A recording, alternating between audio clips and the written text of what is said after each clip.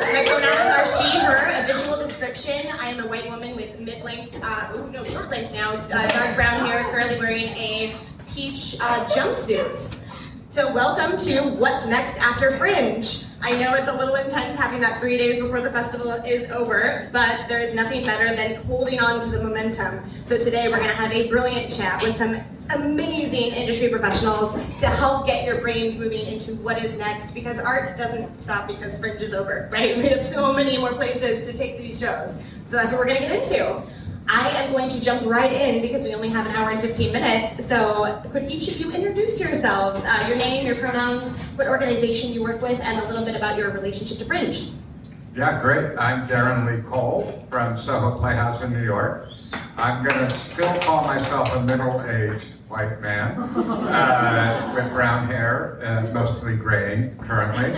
I'm wearing a blue shirt, black jeans, and I have on some pretty groovy Vans that are related. Thank you. Yeah, and just super excited to be here. I love all the shows. I love all of you. So looking forward to this chat. Hi everybody, I'm Katie Dammers. I'm the Deputy Director and Chief Curator at Red Cat here in LA. So I'm the local on the panel. I use she, her pronouns. I am wearing a red dress with black shoes and blue eyes, and I've got my hair pulled back. And it's my first time at Hollywood Fringe. Hi, my name is Adam Podrikus. I'm a Polish-born, Sweden-educated diaspora. I live in the UK. I run Stockholm Fringe and also the Baltic Nordic Fringe Network. I'm a soon 50-year-old white male who has a pink hat that says Liberty Art and Cake, which is the slogan for the festival, and a Keith Haring patterned shirt.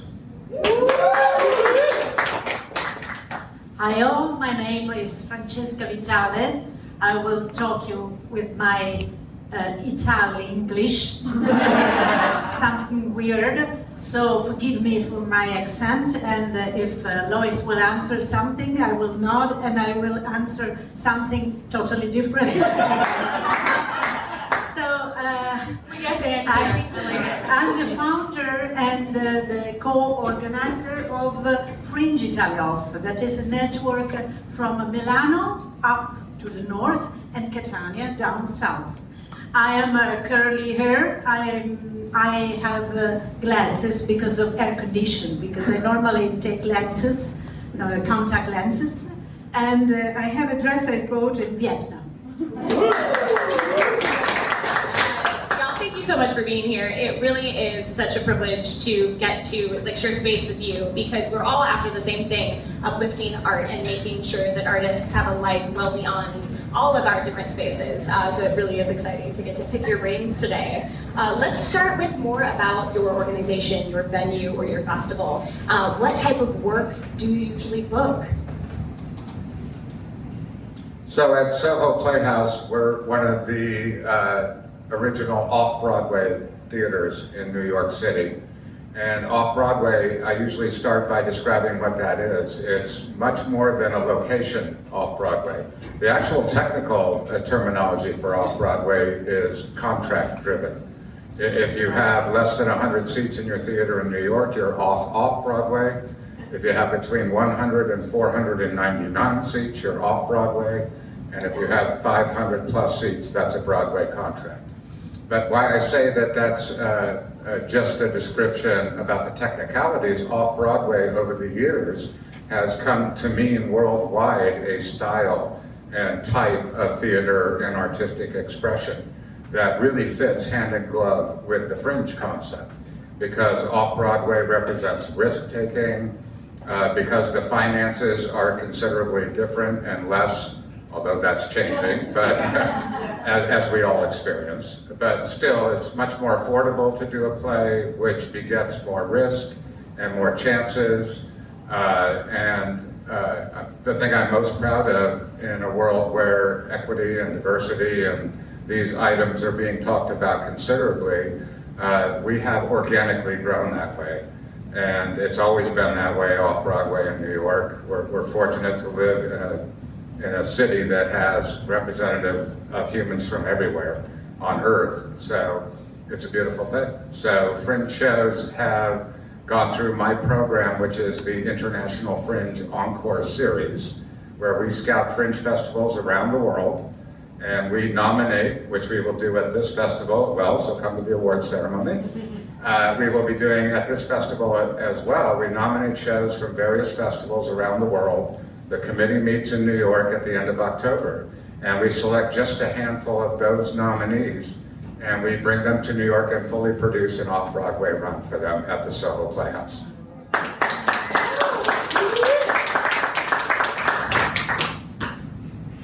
So I work at Red Cat, which I hope you all know because many of you are LA locals. Red Cat stands for the Roy and Edna Disney Cal Arts Theater. So we're located in downtown Los Angeles on Grand Avenue, inside the very beautiful Walt Disney Music Hall, so a Frank Gehry historic building. We are a mid-sized theater, so we've got 200 seats, and we also have a beautiful gallery. So as the Deputy Director and Chief Curator of Performing Arts, I handle all dance and music and theater, and everything that's in between, which includes opera, performance art, clowning, and interdisciplinary performance, I guess we could say. And that happens in both spaces. It's often in the theater, but I've also done things in the lobby. We have a lounge as well, just a little bit of a cabaret kind of space, and also in our gallery. So exhibitions can be about dance or music or theater, or we put performances in there as well. So I handle performance there. We do a regular season around an academic year because we're aligned with CalArts, or the California Institute of the Arts in Valencia. So we usually program from mid-September through mid-June, although we do have one late-breaking show this weekend. So if you need a break from Fringe, come to Red Cat. Annie Dorson, opening tonight, incredible theater. But beyond that, we do really uplift work that's experimental, that's new creation, that's interdisciplinary, and that's really asking hard questions. That doesn't mean that it isn't fun, it's a lot of fun, but it's often work that's a little bit at the fringier end. So even though we are part of the Music Center with big things like LA Opera or Center Theater Group, we are the smallest theater within that conglomerate, and we support, I would say, the edgiest, and in my opinion, most exciting work. You were on the fringe of your own menu. What of us? Well, Stockholm Fringe was founded 15 years ago by 3 Fringe artists who performed in Melbourne and won an award, and we're like, why doesn't this exist in the Nordics? So we started the Fringe in Stockholm 2010, and nobody had heard of the Fringe. They thought it was a hairdressing festival. So, and then it just rolled, and we did like a post on MySpace back then and Facebook, and people applied from every country in the globe, nearly. 7 years later, edition 7 or 8, there were other festivals popping up in the Nordics. Then we formed the Baltic Nordic Fringe Network. So there is now fringes in 11 countries in the Nordic Scandinavian region. So if you come to perform at our festival, which is a boutique festival, and by boutique I mean 1 week, you can then go on and perform in Oslo or Gothenburg the week after and things like that. So you do like a mini tour, and we position just after Edinburgh. So people who go to Edinburgh, somebody here, you can come and do a few more weeks of playing and working hard to get audiences. Anyway, we're a multidisciplinary festival.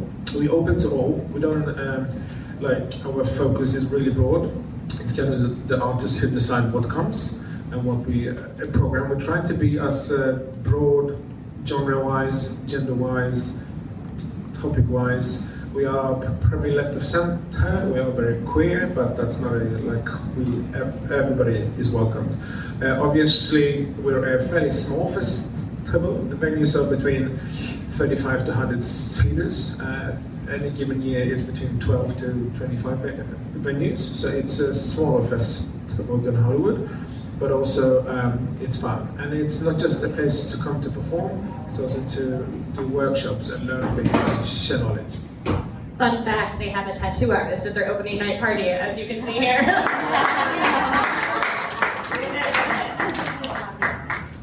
So Fringe Italia was born as MILANO of Fringe Festival because I was involved in the managing of Avignon Fringe Festival. But they are francophone. They don't want to use the word fringe.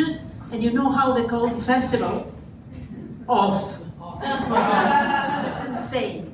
But This is live stream, Francesca. that's insane, but it's a fringe. So the festival was set up at 2016. It's a curated festival. And we have directors who would make a choice, a difficult choice, because we have many applications every year, and we are glad about that. We are open to every purpose of any language. We hope to be able to subtitle for Italian people that doesn't understand other languages. Otherwise, we try anyway to take English or Spanish or French or other languages speaking. And after a few years, Catania was born. Just this year will be 4th edition of Catania. And you can apply for Milano and Catania as well.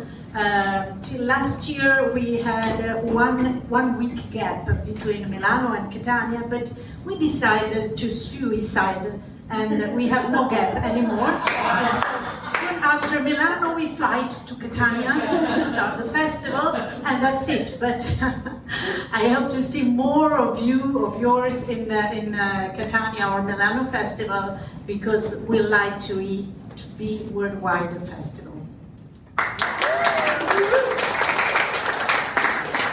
So something I think worth pointing out for those that are new to the Fringe model, like worldwide, right? Like Hollywood Fringe is like several of the Fringes, but not all. Many of the festivals actually curate. So like everyone on this panel is going to be in a more curated space. So that's kind of the questions we're going to focus on now. But know that in the Fringe world, it's like 50-50 at this point. Like a lot of like Edinburgh, Adelaide, Sydney, all of these are uncurated. Whereas a lot of the Nordic festivals, the Italian festivals are curated. So something to consider when you're looking at touring on the Fringe circuit is like figuring out which ones you have to apply to or lottery to, and then filling in the gaps with the uncurated, because that could quickly mess up a tour if you're counting on ones that are curated. Okay, so again, we are talking to curators here. What is it that you look for? What is it about a show that stands out to you that will make you book a show? And what is, like, how do you evaluate risk when it comes to programming, especially as for risk takers? We have to think budget too, right? It's often forgotten by the artist is that it can be a very expensive risk to take for those, especially with space. So how does a show stand out to you, and also how do you evaluate risk? I guess I'll go first. So I will say, in terms of curation, I determine the programming, but sometimes we do an open call. And so that's our new Original Works Festival. This happens every November. A great thing for local people to apply to. It's specifically for folks in Southern California. And then with that, I get this year almost 130 applications for what's usually 9 slots. And so then I'm reading. I'm trying to figure out, how do I make what's a very difficult choice? So I'm looking for a lot of things. I'm looking for someone who has an original idea.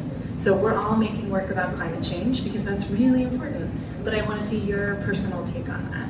And that means less of like you're grasping and you find the right thing to grab onto, and more of that you really know who you are and you're choosing something that's in your backyard, that's in your pocket, that you know super, super well, that no one else has that perspective on. I also want someone who's rigorous. So you have a research process, you've really practiced this. You have a relationship to your métier, whether you're a dancer or a clowner or a theater maker. You understand where you fit in the lineage, and you're pushing it forward, or you're pushing it in a different direction. And being able to articulate that is really important. So I want you to be aware of the field. I also want you to ask hard questions. Again, they don't have to be sad questions, but I want you to really grapple with something so that people can then come to your show and come away with it thinking like, wow, I really agreed with that, or I disagreed, or that changed my perspective. So I want work that really matters and has an impetus in that way. Yeah. Very supportive audience, I love that. Yeah, picking up on that, yeah, the curation is interesting. I don't want anybody in this room or anybody in the world, for that matter, to think that if they don't get selected in some capacity in our process, for this specific program, that's not the end of the story.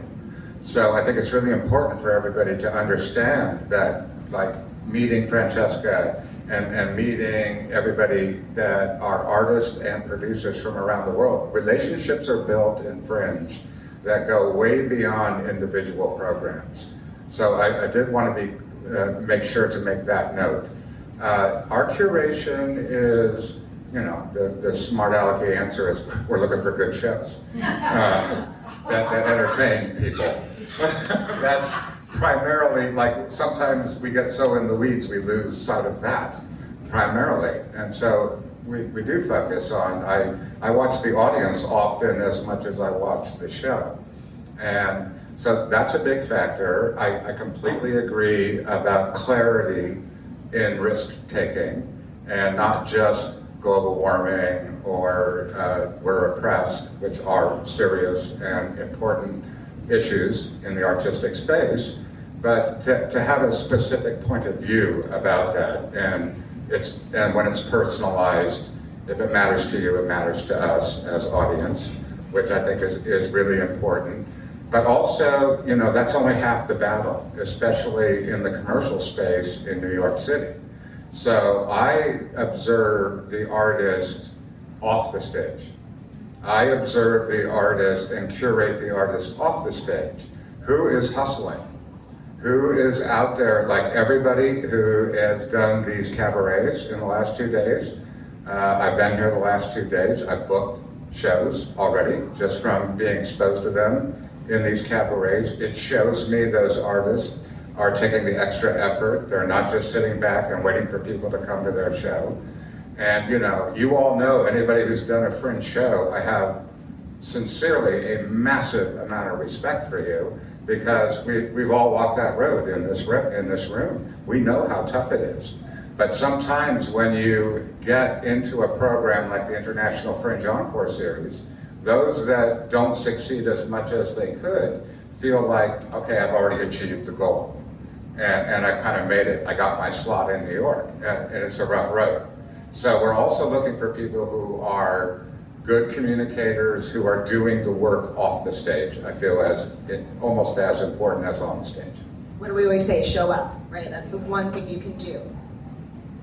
I mean, packaging is super important. Doesn't matter how bloody talented you are or how great story you have. If you can't describe your work in a tweet or whatever it's called, then you know, and if you have a crap photograph or a really bad post, it's not gonna sell. You need to communicate with people in a different country far away that have a different social code than you, so you need to think of the audience.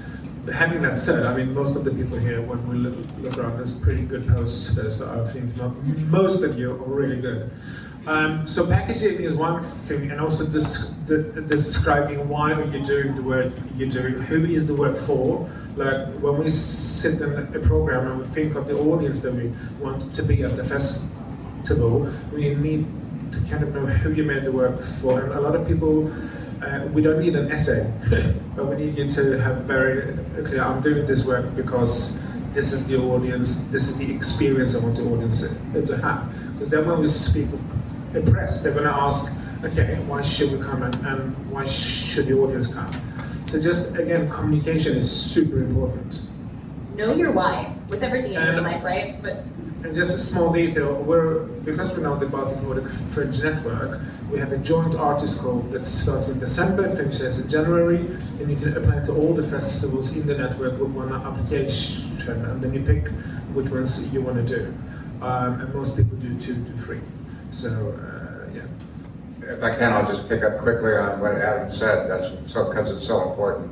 You need an elevator pitch, what we call an elevator pitch. Everybody knows, I assume, what that is. Like you finally get in the elevator with the right person. You got to be able to describe your show in 2 floors. And if somebody I ask them, who's your show for, and they say everybody, that means it's for nobody.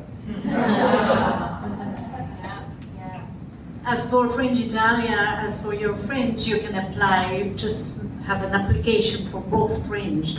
So you know, this year we had about 300 requests, appliance. So it was very difficult to make a final choice. I didn't do it because I suffer a lot. A group of directors do it, but we are all on the same page. And at the end, they select about 100 shows, and the venues at the end select the shows. So it's a double selection. What we do, what I recommend to the companies and my colleagues and actors and actresses is just close a story. Don't make something. I see many talented artists that make just a show with many frames. They do not conclude. They do not have a good direction. And so we see it as sometimes it's so weird to see so talented people that has not his project concluded. So this is what I feel to recommend you, and this is the choice that we curate more when we make a choice of the show. About the risk, what to do? A Fringe is a risk. For us is a risk. For you is a risk. You come at your risk. You have many. How much money do you spend in a Fringe festival? So much. So I want to give you a good news. In Italy, we give accommodation to you because of the family. Italian families have our guest of the artist. So far, we gave accommodation to 100% requests. So I'm very proud.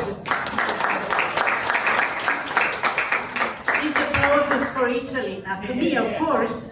And so take your risk in doing, calculate everything, every step you have to do.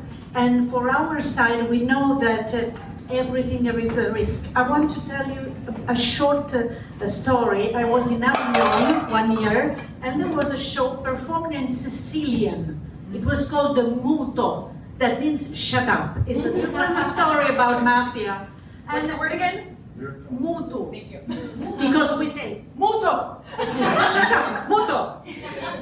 There were 3 people. One was me and my partner and another one. And at the end of the show, I said, "Okay, why did you do this shit thing? It's crazy."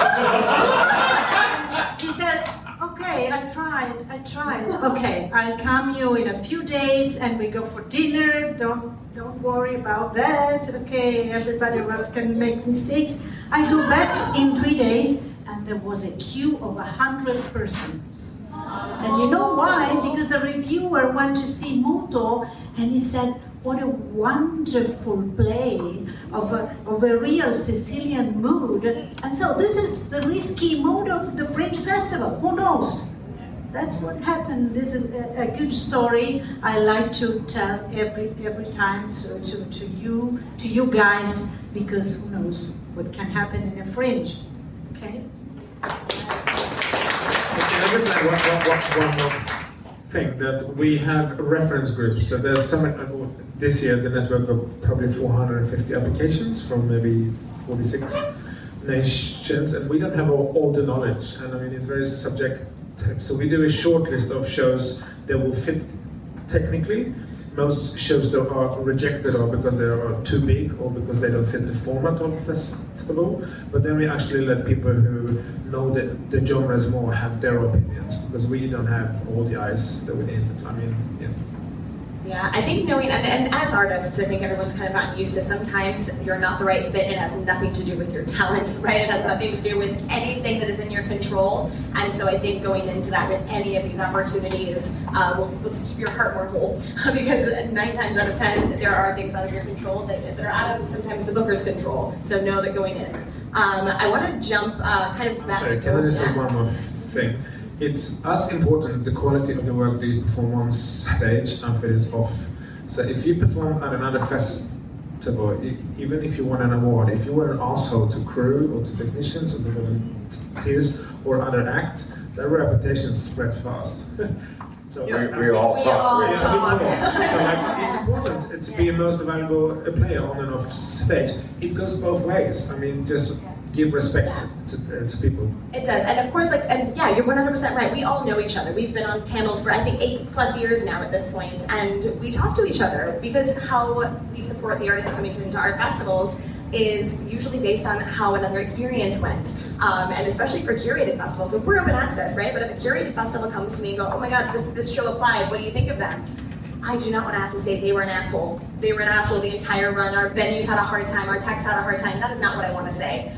So consider that always in life. Just don't be a jerk, right? And it really does matter. I want to kind of jump over to how to build your brand, only because we already covered it here, but I want to bring it into a Fringe specific context where we're talking about all of these things that are next. What can you be doing now? I just want that on your brain as you walk into the next 3 days. Remember, you're getting reviews. Audience reviews are run amok. There's so many. You are getting some press reviews. You have the media on your page. Start to use the Hollywood Fringe page to build that brand for whatever is next. Because something about the Hollywood Fringe page is it doesn't go away. It's a hoarded bit of information, and so that's an internet presence, right? So even if you've already closed your show, start to build your show on that page so that you can start to figure out your brand, figure out what reviews are telling you about how to market it. Because I'm gonna guess there's at least a handful of shows that thought they should market one way, but based on their audience reviews have a very different elevator pitch now. So take that time to evaluate, take the time to have a post-mortem with yourself and your art, so you know how to best engage with whatever opportunity is next. So let's talk about not being a jerk and how to build relationships, because again, it really is so important. When I used to teach, I used to say half the time I would book work not because I was the most talented, but because I was the nicest in the room. And I think that goes for most people, right? The talent is great, but if you're a good person to be around, that's who's gonna book work. So how can an artist build a real relationship with you as bookers, as curators, that isn't simply transactional? So how do they start to build a relationship that will be fruitful on both sides, but also not a pain in the ass? Where's that line, right? Because before they get to driving you a little nutty with persistent outreach. I have an expression I think many of you have heard before: be pleasantly persistent, which is different than being annoying and a nudge. But if you're pleasantly persistent, it shows me that you have the stick-to-itiveness, that you're going to follow up. And be kind. It's free. It costs nothing in this world to be kind. And we notice kindness not just in a forced scenario in a meeting room like this. Again, you'd be surprised how much we look at the artists off the stage and how they're treating people. And then the branding thing, have a place for me to go. Have a website, have a QR code that is expansive beyond your specific show, but that brands you or the art that you're advocating for, and the greater idea of why you're doing the art. Have a place for me to go.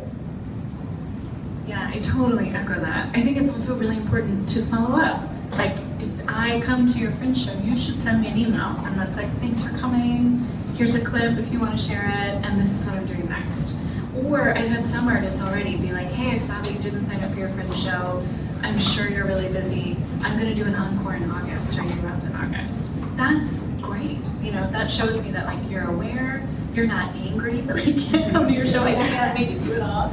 But you're thoughtful. That okay, you'll invite me to the next time you're at the Hyperion. I'd love to see you there. I think too, it's really important that you update your assets. It's really hard sometimes when I'm starting to research an artist and I go to their website and it says that they're 25 and clearly they're not anymore. So I want to be able to know what are you up to? What have you done recently? What are you working on next? It's also, I think, worth it even to say I'm in development on A, B, and C, even if you haven't premiered it yet. Because so often I'll see somebody's show and be like, yeah, that's not right, but they seem really smart, super engaging. I'm going to keep them in mind, and then when I'm booking the next cabaret something, I can be aware of oh yeah, when are they working the next? Oh, that's actually perfect. So don't make it hard for us. Make yourself known. I also want to echo that I don't think you have to have the hugest TikTok, the biggest Instagram. I just need something. So whether it's a MySpace page or an Instagram, I don't really care. I don't even think the design needs to be that good, but it needs to be accurate and it needs to be up to date. I love it. I want to, like, you're 100% right about having an awareness of others, right? I feel like we're probably 5 of the guiltiest people in the room right now because we want to see all of the shows, right? And we go into every festival like that. We, on average, see 20 when there's 400 shows, and it hurts our hearts so much. And so having that awareness of, I know you're busy, if you have a chance, it would be wonderful to have you at my show without that push, because we already feel bad. Go and see other artist shows. And that's super important. Like we see who is a part of the community, and it's important to have a good vibe at the festival, not just rock up, perform and piss off. Fringe is more than that. For us, it's a meeting place, and it's a place to share knowledge. So if you come and visit the festival, take advantage of it, be there, show up. But otherwise, I think you guys cover most of things. I don't want to lie. You know how many emails we get every day?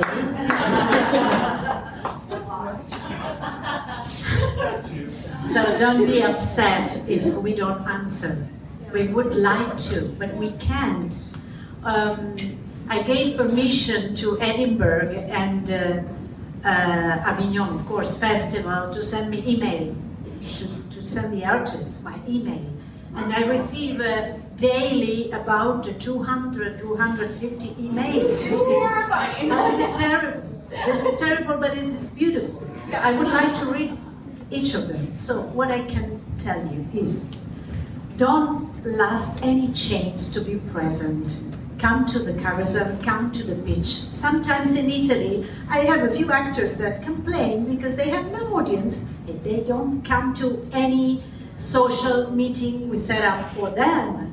So it's important that you are present. You are a community, and being a community means promote themselves in the better way, the best way. Of course, there are places like Avignon where they call the traquage, means they give flyers. They go on the street, give flyers, and they stop people and they say, "You want to? I tell you my story." And the people say, "Yes." Because there is a fringe tourism. Thousands of people staying there just for the fringe, and this is a good options for you. But in any case, go everywhere there is a community. Go everywhere there is a director. Introduce yourself. Speak. I will remember many of you, not only because I saw your show and I was delighted by your show, but also because I saw you again today. This is important. Yeah. What is the threat I make every year at the last town hall, y'all? The handful of people who have an awful fringe are the people I've never met. They didn't show up at anything, and it's true. So, round of applause to this group because you are showing up, you're invested in your work. Thank you for being those artists. Last thing, of course, send me email. She never gets another email again. FrancescaVitali@gmail.com. Give another personal email. Shit. Numbers, we can just call you. Now, what? There's a fine line between being pleasantly persistent and being a stalker. I've been to all the festivals that Francesca does in Italy, and one of her Italian artists stalked me and another director, basically appearing in places we were at the breakfast buffet, in our inboxes, going to see the same shows, and it became... Gianluca. I've had breakfast with Gianluca.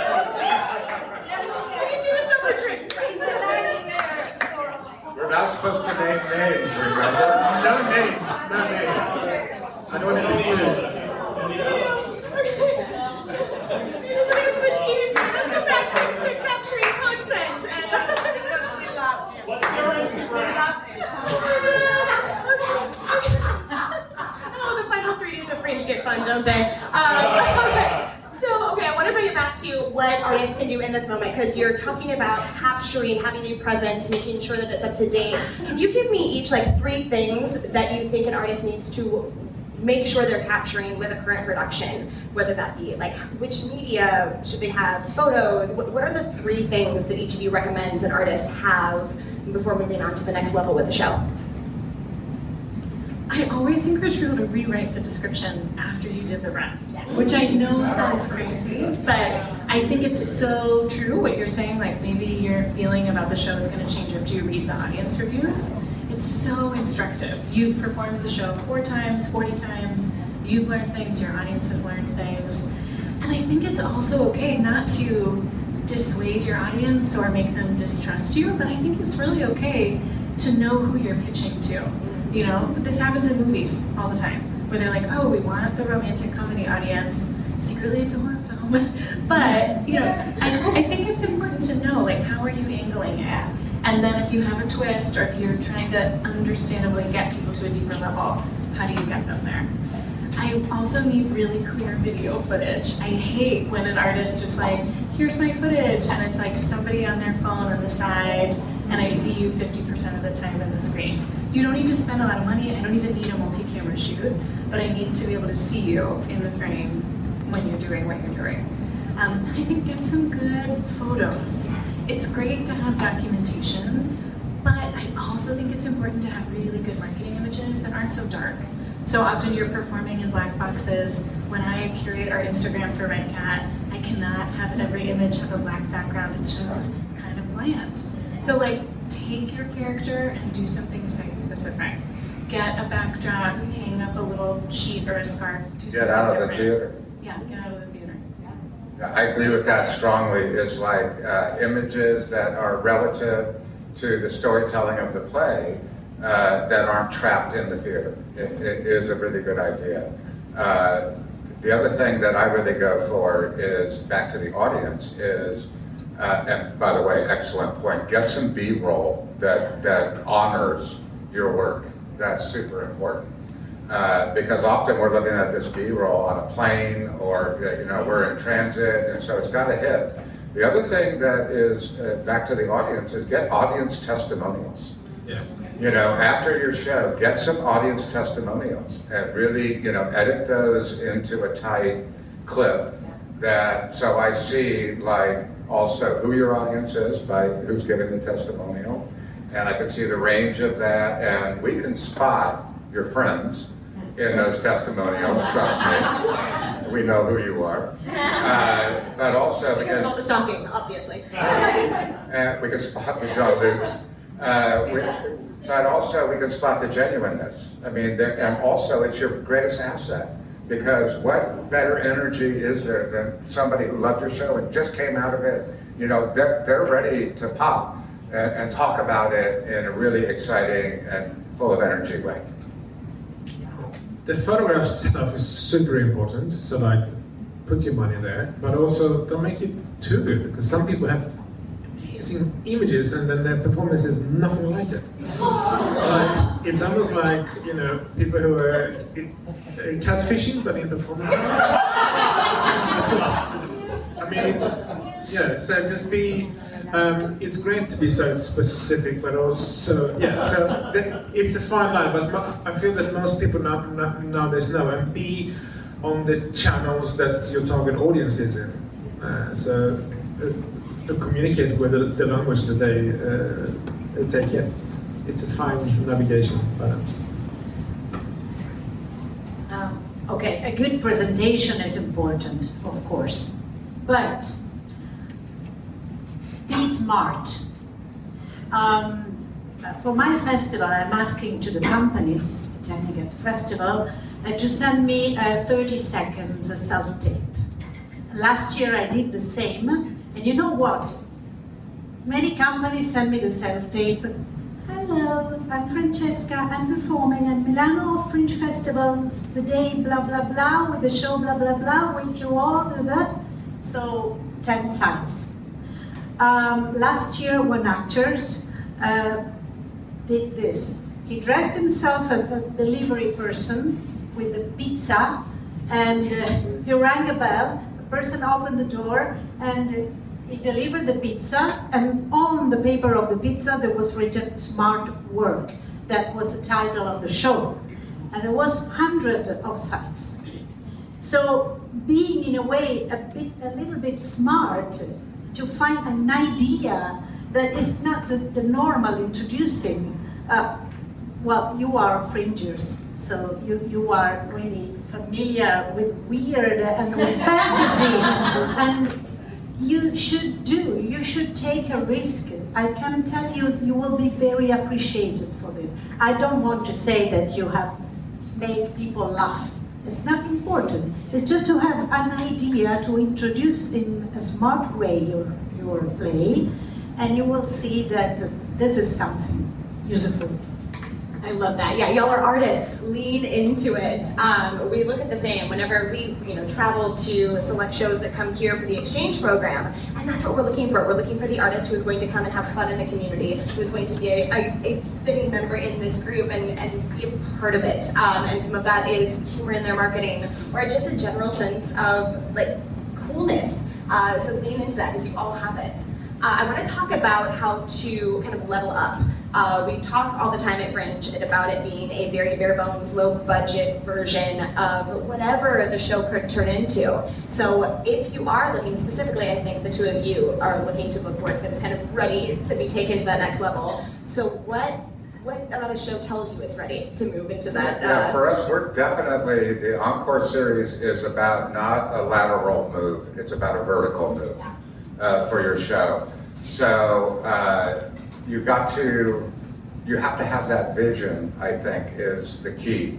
Is we can help get you there, but we don't want to get you there on our terms. We want to assist you in getting there on your terms. So having a defined image and plan for what is success to you, clear in your head, doesn't throw the power away from you. You got to retain that power of your artistic vision and let people like us assist in getting you there.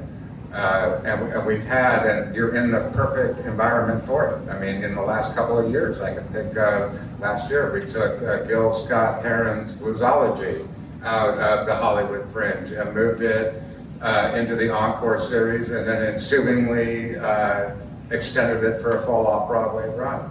We took Wounded out of the Hollywood Fringe. We took Bill Posley's The Day I Accidentally Went to War out of this festival. So we're here, and that's a good conversation to have with one of us if you see us at the Plunge or in the lobby or wherever you crash into us, is talk about your visions and talk about what the larger end game vision of your artistic idea is. And whether we're booking you or not, we're going to engage in a conversation that's probably going to be cool and assist you in that. Yeah, I think similar to that, I need the show to be really strong, even in its $30 version. And then if we're moving it to a $3,000 version, I don't want you to feel like you're going to lose your core. The core needs to stay really strong. In order to size up, you need to be a good collaborator.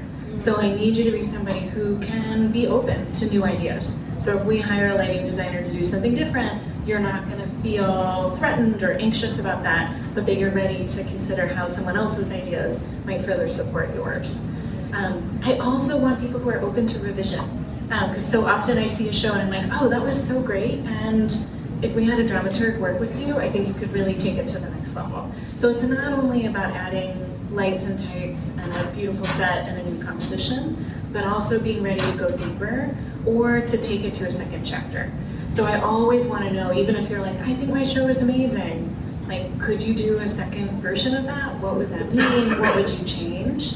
It's always a bummer when an artist is like, I don't know, I thought it was pretty good. And I'm like, well, sure, but even Shakespeare is making new plays, and I need to know how you're open to iteration. I think that's really key because there are two different options, right? If you're an artist who you believe so fully in your show and you're not ready for feedback, you're not open to collaboration, then that's where the independent tour circuit is the right move. But agree, you have to be ready to work with other people to book and collaborate on something larger. Live theater is Darwinism. It's survival of the fittest. It's performance, feedback, revision. I don't think I have an answer to that question, because we're not a place that will help you scale up as such, but we possibly will help you to find your next collaboration partner. Maybe it will be a person from Sweden who you would do a co-production with, and then your field of grants that you can apply for in Europe will grow because you have local collaboration partners. So that way we can help you grow in knowledge and experience. But we know that, I mean, we love working in progress. We have a lot of things that are in development, showcase at the festival, then people come, perform, meet people at the festival, and come back the year after with bigger things in collaboration. I think in general that the first mission of a Fringe festival is to let you scale up shows, no? And and on my festivals, if you count, there are many Italian and foreign partners that are normally helpful because, well, I like shows that have a bit of flow. Yeah. Anyway, I don't like perfection. Yeah. Otherwise, you go to the in festival, you don't go to the off festival, or Fringe festival. So the directors and people is there just to help you to become a better show, to have a better show. And on this regard, we have a plan for giving you support all year round. Well, this is our 7th edition, We are just a baby compared to other fringes in the world. But we hope to offer support to the companies all the year round, thanks to the collaborations of the directors of other Fringe festivals and to directors of Italian festivals. Because in Italy there are thousands of good festivals well known all over the world, like Spoleto, Asti, and Milano, and so on. So trust in the Fringe, because I think that all of us will give you good opportunities to become, bigger. Yeah, I think all of you kind of spoke to this in different ways, but I think us and other people who are programming, other industry members, we want y'all to succeed. We genuinely have so much love for you as artists, for the work you're doing, for the bravery and the risk taking, because that isn't fucking easy. And so we get just as excited as you do. And so we are all here, and it might not mean a booking or a huge contract, but I think everyone is always open for a cup of coffee. How can we talk it through and help you get to whatever that stage is you're looking for. And I think I want to remind you, yes, of course, their industry members can help with things like that, but this room is full of your connections. And I say this all the damn time, and I'm going to keep saying it, because it's important, especially in Hollywood, everyone is in the industry. Your connections are sitting right next to you, and it'll be the person you can collaborate on or collaborate with before you get to the huge, contract with a booker. So don't forget that you are each other's best advocates and best potential collaborators as well. May I add something? Please. I'm so proud that our Annalisa is here. There is an Italian performer. She's here, and I'm so proud of her because she's perfect. She's a friend of everybody now. She's perfectly a Fringe girl. Her show is called No, correct? No, the show is No. She's performing today, I think. Tomorrow. Yeah. But the same when you come to Italy, I'm so glad to see you performing, and that the audience say, "Oh, you had that great idea with this show coming from India or from Australia or from all over the world." So please, travel the world. Travel the world. You will find many chances to become different, to prove yourself with other languages, because also other languages, other culture are useful for you. So trust Fringe. You're getting a lot of homework. I feel like, so let's talk about that, right? Because we have 3 days left. Fucking damn. So what's next, right? That is, I think, otherwise you wouldn't be here. That whole panel is about what is next. And I love to talk about things in digestible, actionable steps. So as we, in 3 days kind of end this run and go through all of the many, many emotional journeys that come with that, what are a couple of items that people can start to focus on to start to build what's next, still using the momentum from the community and the run and the audience? Well, I pick up on the homework idea. Do your homework in the sense of, I don't just want a pitch about why your show is great. I want to, in the conversation or in the exchange, realize you've done your homework about Soho Playhouse. And you have specific reasons why you think you're a match for our aesthetic, our theater, our community. So that's something you can control. Is like you can do your homework about us and why, and then make a specific pitch about why my show fits with your community or your artistic community or your overall vision as a theater. So I would say that's something you really could do as far as homework goes. 100%, and I'm gonna nail like an exact example. We have exchanges with other festivals. Maybelline is in her sweat era, was from Adelaide Fringe this year, right? Many of you saw the show. We took meetings with every artist that was on our short list that we'd seen and we knew would fit into Hollywood. And Maybelline came in with 5 reasons why Hollywood Fringe was the perfect fit for her show and why she would do well here. So who came to Hollywood Fringe this year? Maybelline. Yeah, I think echoing that, it's not always easy to go to Adelaide and then know, like, oh, this is why. But you guys are here in LA, and there's a great scene in LA all year round. So, like, if you haven't been to Red Cat, you should come to Red Cat and see a show. Get a sense of what the feeling is. See the artists that we're curating there, and meet people. It's also a great place to be social. And I'm so much more willing to meet with an artist when I'm like, oh yeah, great. You came to see what we did in theater last year. You have a good sense. You understand the strangeness of our parking garage, like you're part of the community, you know? That kind of lived experience makes a huge difference. And the worst thing is that when somebody writes me and they're like, hi Katie, I'd love to perform it on the boards. And I'm like, oh, that's not us. So be careful as you email as well. Like I think it's totally valid. You might have a day in a coffee shop where you're like, I'm gonna write to my top 5 theaters, but don't confuse us with each other because we are distinct. I'm not sure if I can answer that question really, but I do think that after the Fringe, you need to take care of yourself. Because you need to take care of your mental health, you need to take care of yourself, because to be able to go into your next project and your next season, make sure that you don't break yourself, because there's going to be no use of you if you're broken. So just take care of yourself. That was the perfect answer. Yes. Yeah, right after the festival ends, take a break. A break of a few days. You know, just sleeping or meditating, that's it. And after, I should suggest you to go into the website and to see all the other Fringe festivals and have a map of which Fringe festival is on your page, on your mood, and try to have a map of next year or next 2 years about where you would like to go. By the way, I left the postcards of the Fringe Festival, or Italian Fringe Festival, there. I hope that Valentina translated in English. We are Italian, we lose time. So in the next 2 days you will have the English version. There is a QR code.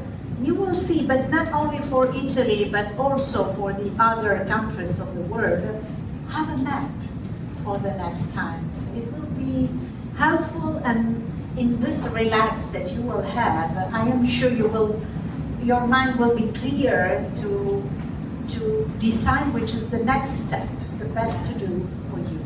Okay?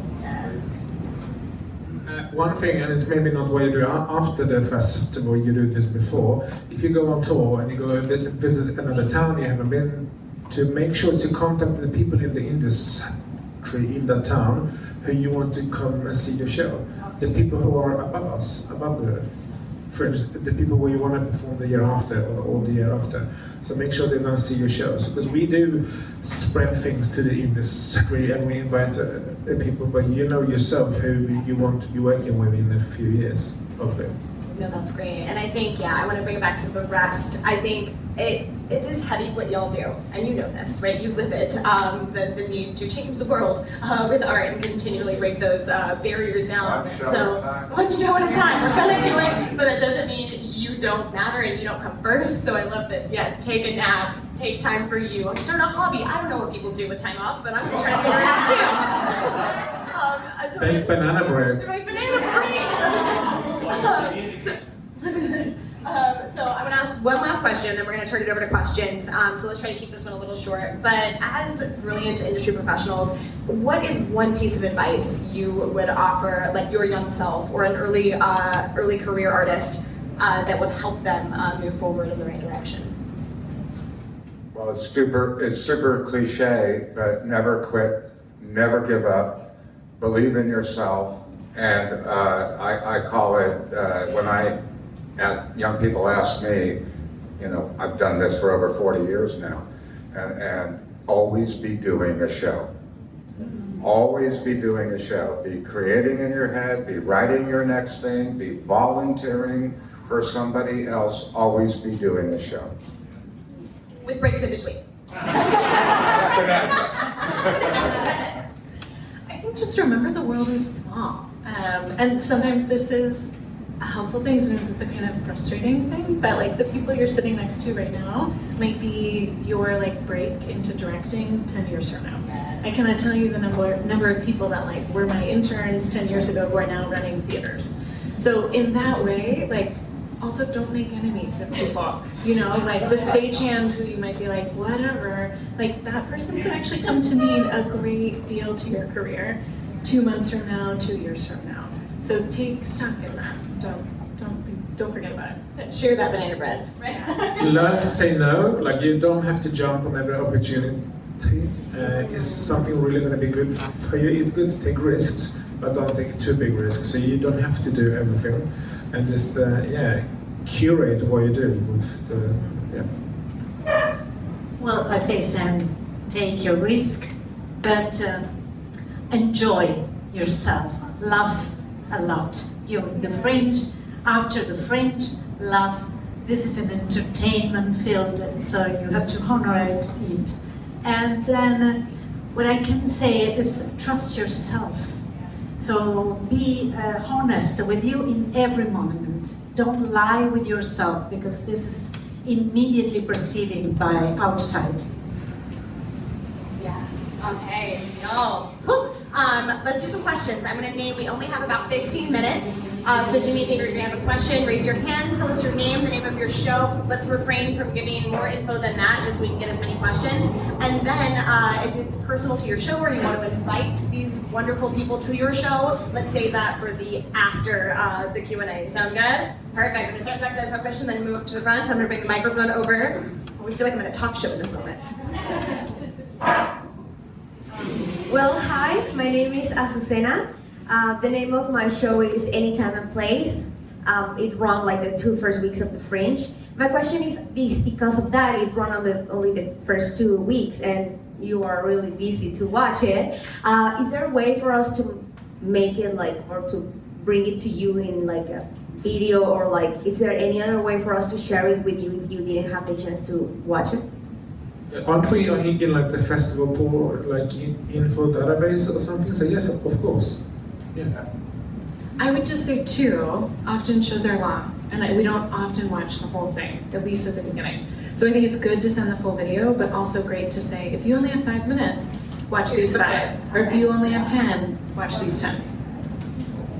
Yeah. I'm going to go. I saw your hand. Hi, Samantha Bowling. I don't have a show in the Fringe this year, but last year I did a solo show called Missions, and the year before that I did a show called This Was Never Supposed to Be a One-Woman Show. And I was wondering if y'all have any kind of development programs, any kind of retreats, or any opportunities that are specifically developed for development. Yeah, along with the International Fringe Encore series, we have a specific program for that at Soho Playhouse, which is called the Lighthouse series. So you should check that out on our website. The Lighthouse series, I think the first round you submit 15 minutes of your work, and it goes through an adjudication process, and then there's a second round where it elongates to 30 minutes of your work, and we've had then a full version. So there are developmental programs at Soho Playhouse, and through that we've had shows like Job that made it to Broadway and won Tony Awards out of that process. I would just say apply to NowFest. You know, that's a residency program that we have here in LA. We do about 6 months of residency, dramaturgical feedback, full technical production, and then a mixed bill show in November. So applications usually go live in February, and then we make decisions, and we'll announce the next group at the end of July. So keep an eye out. Could you repeat the name, please? Yeah, it's Now Festival. It stands for New Original Works, and it's at Red Cat. Thank you. We don't have a program like that, aside from a youth project, and I suspect none of you are between 13 to 18. It's called Fringe Academy, so like we actually have helping young artists to become and to help them to package themselves better and to be good at legal stuff and agreements and taking care of themselves. So maybe in the future we'll have something for grown-ups. Grown-ups need the legal And I stuff. share this project with Adam and with the Thessaloniki Fringe, which is a partner from Greece. And this is what we are setting for the future. Let's cross fingers. Hi, my name's Dee. My show's My Tiger. What does it look like to bring large casts to other festivals and other... It looks expensive. If you can afford to come, welcome, but it is, I mean, it's tough for, so, I mean, if you can apply for a grant, unfortunately, you're from America. And you have a government that doesn't support art, and you have embassies who are some of the worst embassies in the world when it comes to supporting artists. But it's not like a shut road, and there are ways around it. And American artists tour all around the world, and they somehow make it. So it's yeah, I shouldn't be talking more. I don't No, I love get it. thrown out by ice. We've been Hi. Specific to that, that's why community building is super important. And meeting artists from around the world and also on Facebook even, or Instagram, or X, the various ways that we connect with each other in the world is often who's going to be housing your cast at the next stop. So, and give and receive in that pool of goodwill. And naming not every show is right to tour, right? And that's the beautiful thing about being an artist. You're going to have hundreds of projects, and so there's a lot of local opportunity that can be for those larger casts. And then, you know, bring the smaller shows on the road. I think I have time for 3 more. It's a green bug. Hey. Oh, nope. Hey, there we go. The character in my show is between 13 and 18, but my name is Elle. My show is The Life and Times of a Gay Bug. The question I have, thanks, is in balancing, I feel like a lot of times the conversation surrounding Fringe is about how can everything be as small as possible to be able to bring it to Edinburgh and get in and out of the venue in 15 minutes.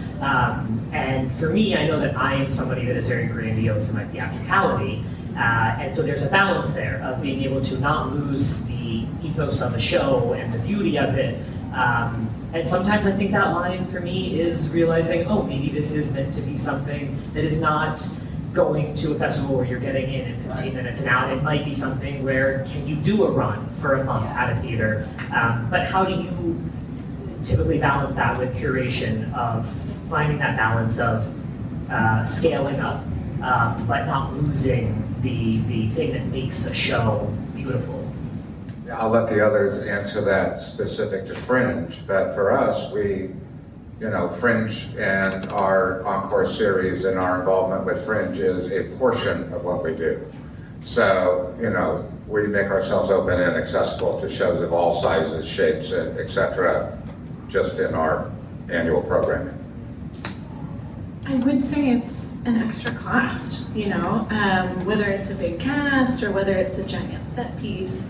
And so I will say when I book a show with a big cast or a big set, I have to be really settled inside myself that we're going to sell out, because I need to know financially that I will be able to reap the reward. Otherwise, we're in trouble. So it's much easier for me if we've never worked with an artist before to be like, great, it's a solo show. I'm going to have low hotel costs. I'm going to have low per diem. There's no freight, and I hope it does well. And then if it does really well, I'm much more willing for the second show to be like, yeah, great. Now you can work with 7 people, you know, but beforehand, not so much. I said before, just learn to say no, because as much as I will always be like, can you please make this a bit smaller, I also do not think you should compromise your artistic vision. So, and only you can take that decision. Right? So we book all types of work. Sometimes we book bigger shows or more complicated things, but I'm not going to lie that we avoid that because it's a pain in the ass in our little festival. So it's, you know, but it depends on the year, and we try to accommodate the people who are above the 50-minute in and out.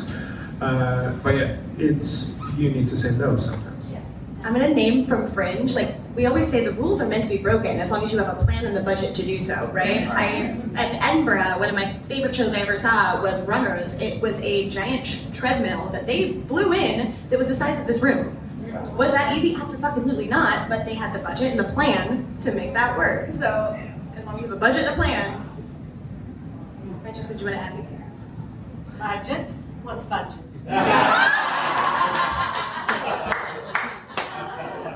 By the way, I want to go after the line, and I want to say that we are partners with this wonderful festival. So applause to us. And we give 1 or 2 awards to a show. I'm just upset now because I need to make this show because leaving. But remember that I love you all, and if you have a show, the show that we take must have 50 minutes to up to 1 hour and a half. Not less than 50 minutes. This is something strange, but in Italy the decision is that. And you can apply, because what you all can apply for next edition. Application will start, I think, in November. So, okay, welcome. I have one more question. This is kind of two, but can any of you guys speak to, by the way, my name is Benjamin. I have a magic show called Trust Your Instincts about decision making. And really it's 2 questions. One, can you give any advice as far as actually like touring a show and booking a show and going to other theaters to do a show? And this is kind of like a Darren and Katie question more for if you just want to stay in the US. And then secondly, do you guys find any value in, or do you attend like Western Arts Alliance or APAP? And is that something we should consider doing? Is that something that is worth the time and money expense to do? And can you speak to that at all? Yeah, like a lot of things, get professional help if you want a real tour of the U.S. There are people that do that specifically. Like producers? Yeah, well, actually, or touring companies. Yeah. Like the Broadway Alliance is a company out of New York that tours shows. They don't do shows themselves, they take your show and tour it and are professional at it, because it's a big world out there that's full of all kinds of negotiations.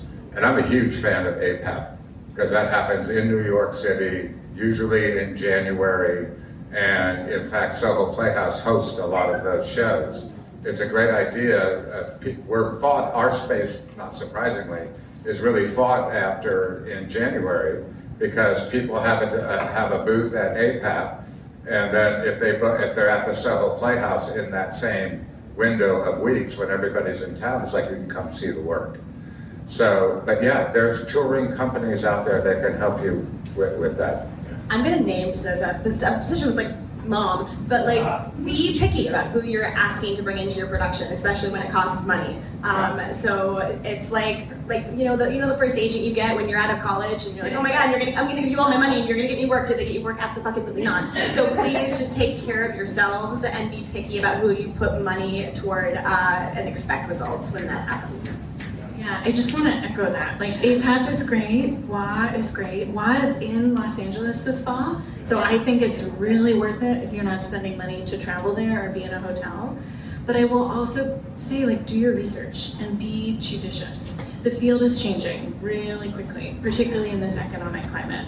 And so, depending on the type of work you're doing, for some people, if you're a mariachi band and you really want to get on that circuit, it might be very well worth it for you to pay somebody who can put you into a lot of slots.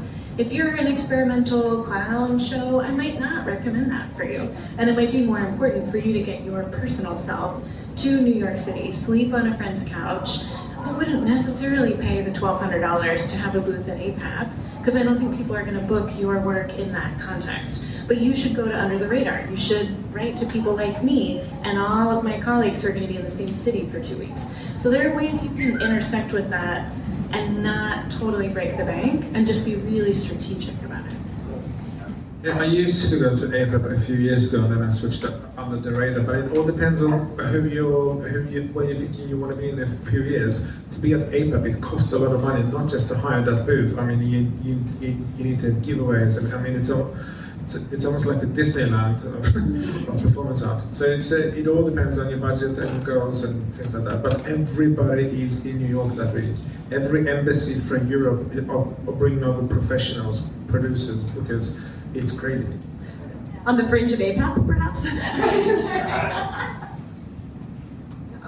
Okay, y'all, I'm so sorry, we don't really have time, and I want to make sure that people, because I know we have shows to get to, and I cannot be like, everyone be on time and then me run late. But I want to thank our brilliant panelists.